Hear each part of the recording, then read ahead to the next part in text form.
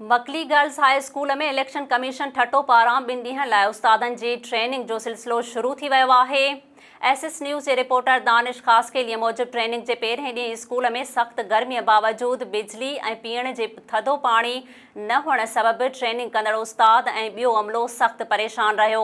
उन सिलसिले में ट्रेनिंग कंदड़ उस्तादनि दाहींदे चयो आहे त ट्रेनिंग सेंटर में न बिजली आहे ऐं न ई पीअण जो को थधो पाणी मुयसर आहे।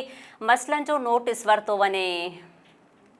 माना टीचर ही याद पवंदा ऐं टीचर याद पवंदा न हिकिड़ो उनजो जो पेशो आहे उन हिसाब सां उनखे उहो माना का अहमियत ॾियण लाइ तयारु हो। हाणे हींअर एतिरी गर्मी लॻी पई असीं आया आहियूं त लाइट त कोन्हे पर जेको पाणी उन्हनि रखियो आहे उहो बि गरम पाणी रखियो। छा बर्फ़ जो को माना उन्हनि खां अरेंज कोन थो थिए गदलो पाणी आहे ऐं गदलो किनो पाणी आहे हिते माना त जेको रेवेन्यू वारा जेके हलनि पिया उहे बि ठला पिया हलनि। जेकॾहिं असीं ॾिसंदा त इलेक्शन कमीशन जा जेके माण्हू आहिनि त उहे बि हिते पिया हलनि। माना असां जहिड़ो करे माना त वो असांजी का अहमियत ॾींदा ई कोन था। असां अचूं था हिकिड़ो माना क़ौमी काज़ हिन जे लाइ असीं अचूं था ऐं उहा असां ड्यूटी पंहिंजी ईमानदारी सां अदा करूं ऐं असांजो माना त इहो माना पंहिंजो राइट आहे त असांजी जेकॾहिं का फैसिलिटी नथी ॾिनी वञे